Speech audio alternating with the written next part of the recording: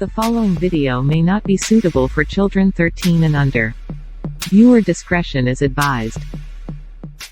Hello everybody, welcome to my channel. Today's video I'll be reviewing this. This is Transformers Generation Select's Kraken, or in the US he's known as Seawing. Now this is a Takara Tommy Mall exclusive, but I got mine from Hasbro Pulse. So Hasbro Pulse occasionally imports Transformers that are exclusive to Takara Tommy Mall, and I think the biggest difference is this outer box that they put in, because I got Star Convoy last year direct from Asia and it did not have this packaging for it.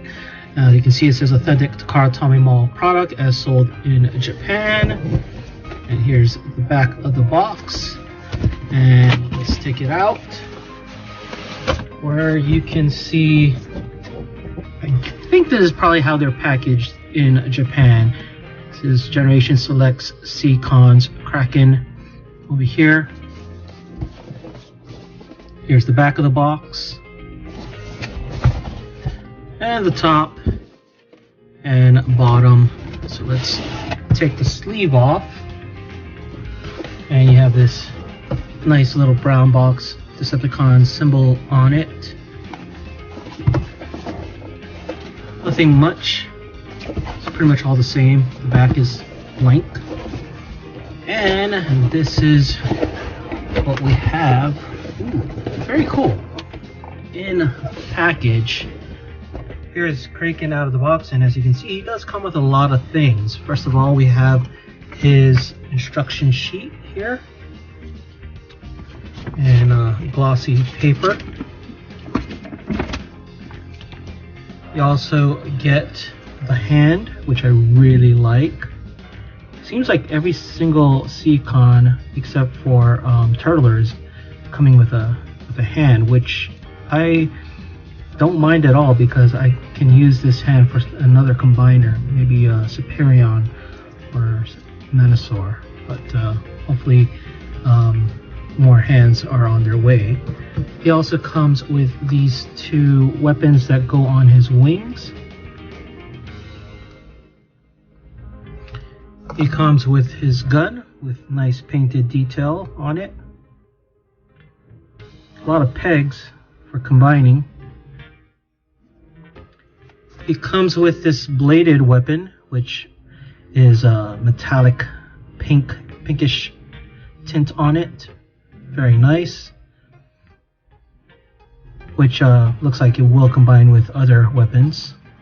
And Lair himself, or Seawing. And I gotta say, I think of the smaller Seacons, he might be my favorite. I just like the design. It looks like a stingray with legs here. I like that there's two tones of paint on the wings. So definitely a lot of nice paint apps on him. Could use a little bit more, especially back here. There is a lack of detail on the back. Would have been nice to have some of this detail back here and this stamp someplace else. So hopefully Toy Hacks fixes that. See the back here. Again, would have been nice for some paint detail on the back. And the bottom, it's okay. I mean, you can kind of see the robot. Again, the lack of paint detail here. Now, from what I can tell, this is the base of this model was Power of the Prime's Swoop, but definitely a lot more different detail. It's just the same upper body area in this area, and of course the wings. So it looks like they built Lair from the Swoop design and then just changed out all the details and parts, which is pretty cool. Decepticon symbol here. Like the painted eyes. Side view, kind of lacking a bit. But yeah, I'm hoping Toy Hacks does some stickers for this back part, because this back part of the Beast Mode does need some work. Now, as far as articulation goes for the Beast Mode, the legs can move like so and like so, and that's pretty much it. There's no mouth articulation like the other Seacons, and I guess the wings can go down. That's the only direction they can go. That's pretty much it. Not too much articulation in this beast mode, but not unexpected. All in all, one of my favorite beast modes. And one thing very cool is you can attach the different weapons, like so. He has some pegs here, but from the instructions I saw that it goes over here. So it makes him look more battle ready. And this part, very cool, can go here. And I don't know how I feel about this. It'd be cool if there was a peg someplace here. I feel like it looks better in the back than in the front, but it is what it is. Still very, very cool that you can attach that all. Don't know if there's a place for the hands, but I don't really care to have these on the figure anyway. I'd rather have them off to the side. So with that, I'll put them off to the side, but before I do, just take a look at the hands. Again, if you saw my other review, I'm very impressed with the design of the hands. Really want to be able to get more like this for my other combiners, but I think that ship has sailed. See the articulation here? And I love the design where you can have it to the left or on the right. And of course you can still use it with a Prime Master. Very cool. And for some size comparisons, here's Nautilator next to Voyager Optimus Prime from Earthrise.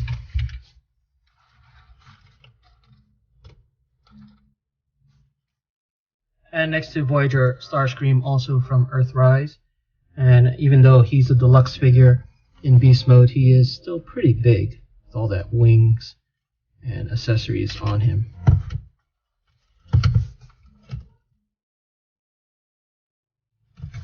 And here he is next to his wave mate, Wave 2, Lobclaw, which I'll be reviewing next.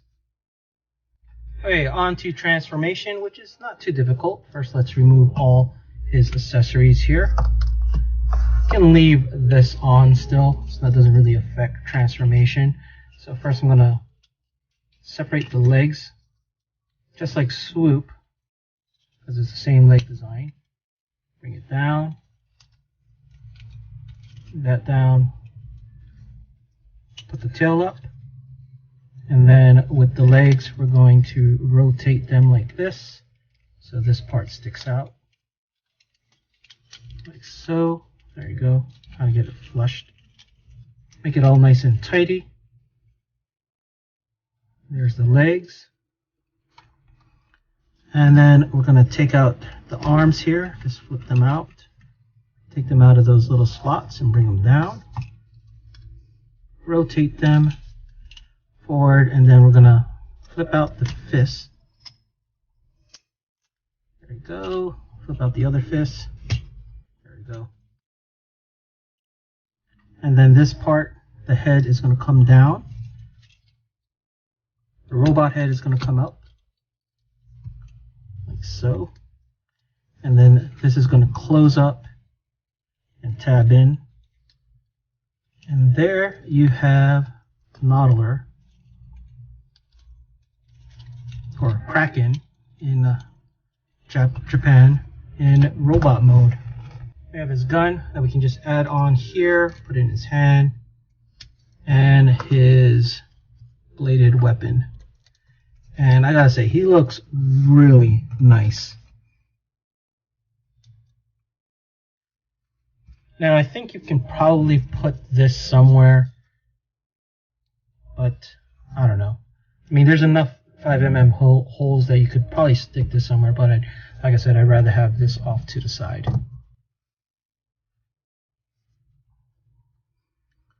Take a look at him from the side and the back. Okay, let's take a closer look at Nautilator, or Kraken here. Closer look at the head sculpt. Very nice. I like the yellow painted eyes. I love the detail on the top of the head here. I think that looks really cool. Again, nice paint details on the chest. I guess for me, in terms of detail, what's probably lacking the most is the legs. I know you have this nice yellow paint detail here, but this could use a lot more details in terms of paint and molding. So one downer for me is there seems to be a different in design style, because you can see how plain the legs are in terms of molded detail, and then compare it to this part of the wing where you have all this nice molded detail on him, but over here it's just really flat. So that's probably one big negative out of here for me at least, but it's not big enough for me to not like it. Would have been nice if they had more of a unified design style where you had all this molded detail here as well. As I mean, I could get over the not having enough paint detail, but the molded detail design on the wings don't match that of the legs. The legs just seem a little too plain. It's as if two different people did it. Alright, let's get on to articulation here. Let's remove the weapons. So in terms of articulation, the head is on a ball, can rotate 360. The arms, of course, is limited by this wing, but can rotate. It's on a ball joint. Can rotate at the bicep, and then you have a bend here at the elbow. No wrist articulation, of course, due to transformation. The waist, you can rotate 360. You can do the splits. He can kick this much, bend his knee this much, kick very far back. He does have thigh rotation, but no ankle articulation like we're familiar with Siege and Earthrise.